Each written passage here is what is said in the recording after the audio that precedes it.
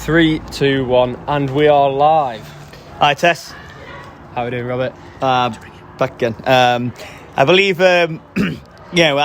you've told me something about we've managed to get goalkeeper Jake Towlson on the line. Yeah, so we've been trying to pull some strings in the media team. We've managed to secure this interview, and I think it'd be great to hear his insight on this whole situation with the club and the situation with that previous game. So I think we're going to try getting in touch with him now, and let's see if we can get some. We've got Scott Chegg working behind the scenes here, trying to get him on the line. Scott Chegg is. We're currently sat with Scott Chegg and Sam Hamwich. Is this Sam Hamwich? Is Sam Hamwich getting him on the line? Sam Hamwich is in the background. Jake Towlson. Hello, can you hear me? Hello, Jake. Can you hear me? Not very well, mate. Your line seems to be very poor signal. Oh, okay. Hello. We need to sort of technical issues out. I mean, we can't really hear him. Podcast can't really hear him. Hello.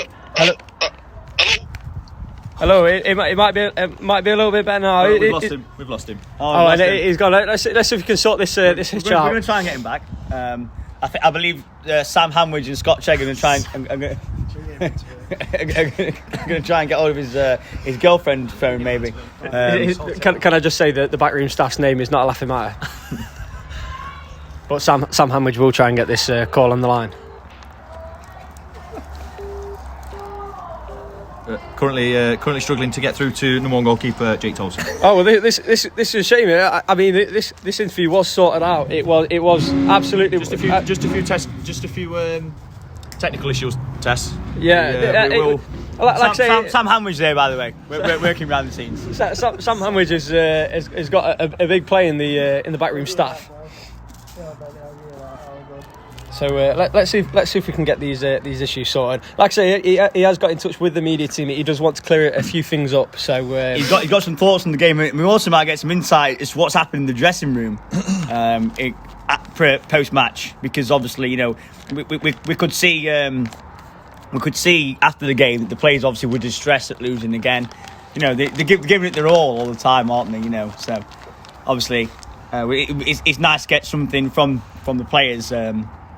Perspective from the dressing room, isn't it? This is what we're trying to bring to you from the Reindeer podcast. We're trying to bring you all the exclusives. We're currently getting back in touch with number one goalkeeper Jake Towlson. Okay, so let's see if we can get a few words from him this time. Sam Hamwich, are we good to go? Or we're trying everything we can to resolve these technical issues.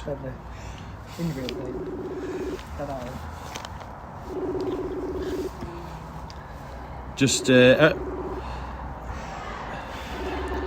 I mean, you've got to excuse him with these technical issues. Yeah, I mean, we are. Can I just stress that we are underfunded here? We are working on minimal backing. I've got to say, in my honest opinion, underfunded, overworked.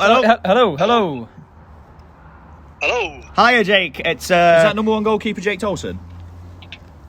Hi, you speaking? Yeah, who's this? Hiya, Jake. It's Robert Charles here, and Tess, Tickles, and Sam Hamwich. Hi, boys. How are we? Okay, are you? We'd just like to. Yeah, we've had. Tess tells me that we've had a bit of a. You want to get onto the scene. Yeah, I want to get a couple of things off my chest, if I'm being honest. I listened to the podcast earlier. There are a couple of things that weren't mentioned. Can I just say quickly there, Jake? I'm glad to hear that the players do actually listen to podcasts and do take on board what the fans think.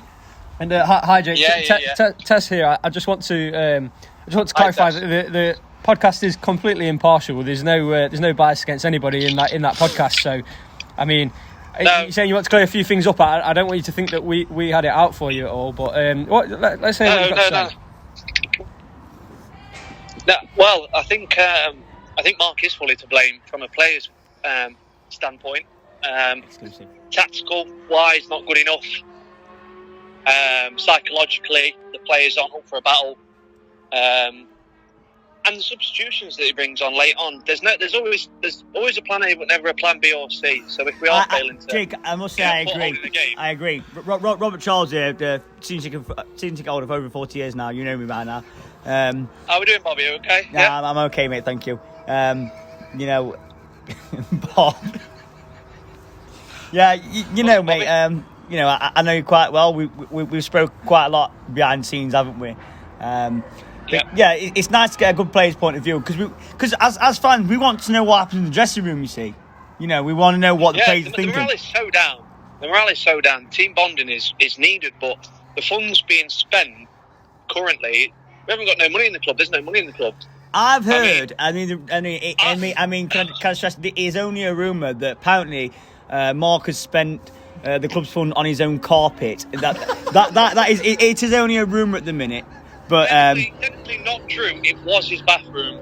But the bathroom was it? Okay. Yeah, the bathroom. Yeah. You know, so obviously, I've got without paying. The EFL currently looking into us at the minute. I don't know if you guys know this, but they're looking into us. Obviously, for FFP, we're in such a loss. Players aren't getting paid at the minute. In fact, we're having to pay to play. Just to try and keep the disgusting, that is, isn't it? But also, you've got to admire the players, though. You know, they're willing to play for the club, die for the club. Yeah, well, that's why I heard the podcast and I thought the players aren't to blame here.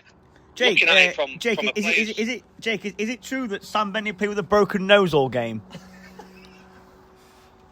I'm not too sure. I thought he had a good game today, actually. Normally we're pulling him off some street corner, ready for a Sunday morning, but we didn't have to do that today. Yep. I thought he played well. I thought the team as a collective played well. I just think my problem is tactics wise. First off, we play this high line of 4 defenders on a halfway line, but then when they've got the ball and want to play from the back, there's no pressing. We'll only press in one. We won't press together as a team, so they can just cut through our midfield. Through ball. Obviously, Trout's carrying a bit of a caravan, but he's not there for the pace. And Asplin, I don't know what's in his head at the minute. I think he's going off the rails a tad. He's not the player he once was. No, and just to back up that point there, Jake, I mean, you know, as a fan's point of view, you know, I think the players giving it their all. I think they've been let down by bad management, being honest. Yeah, definitely, mate. If something's not working, there's no plan B or plan C. Unfortunately, that's down to management. When Rich was here, there was actually a plan B, so he had a man behind the scenes actually doing all the hard work for him. It's interesting that you can say that, Jake, because currently Rich is one of the favourites to take over from Mark. Should the clubs no longer see fit to use Mark's services? And I don't know if you saw, but he was actually in the stands today. Unfortunately, mate, I was too busy on the field, so I didn't get a chance to look at the stands. But that's good news for all the people involved with the club at the minute, because Rich could bring us that little boost we need, that psychological edge. I mean, I see Mark as a father figure. I see Mark as a father figure personally, but more of a father that beats me rather than loves me. So could I ask? This is Tess Tickles here, Jake. I'm just. Hi. I'm just going to ask a question. I mean, I know currently you're playing for the club. You're playing as a goalkeeper, and I know it might be difficult to comment on this situation, but there's a big speculation around Mark's name as the future manager of this club, and there's quite a few candidates up for the job. Who would you say is best fit to out of the candidates? And I'm not asking you to discredit your manager at the moment, but out of the managers up for the job, who would you say is best fit? Yeah. Oh, definitely. Gay Tony from the Lurcher. Gay Tony from the Lurcher is probably best fit. I mean, he is out of a job at the moment and looking for work. So, what do you think about the rumours surrounding Axel Trousdale? Axel's all right. He doesn't really talk much. More barks. Can you imagine him? Can you imagine him on the sideline barking orders?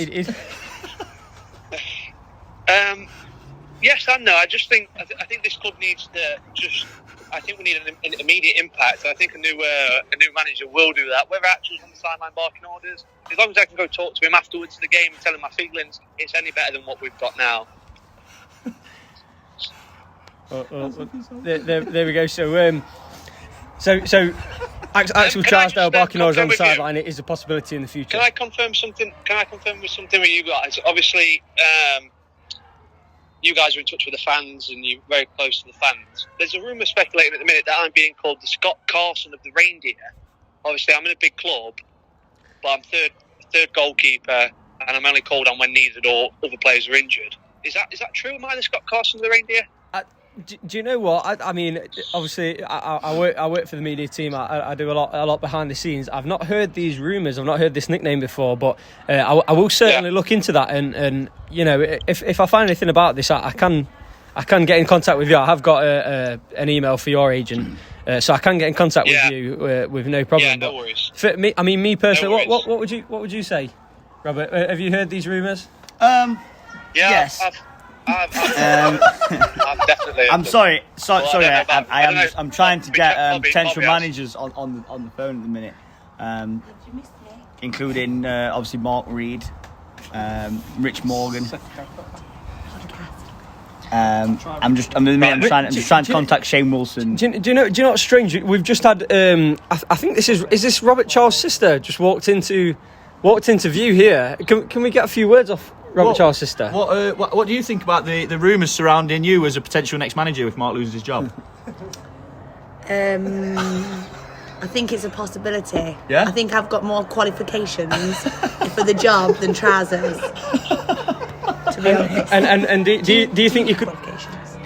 Do you think you could bring the results to this club? Well, I think what I meant to say was I've had more experience with balls than trousers. So you've got the ball experience, Yes. and if you saw someone run up the line and they had the ball at their feet, do you think you could take their balls off them? Oh, without a shadow of a doubt. You're not I trying would to cheat, are you? snatch those balls straight off. So you could take that player's balls Like a straight hungry from hippo. like a hungry hippo. But I think we're doing the podcast there. You know,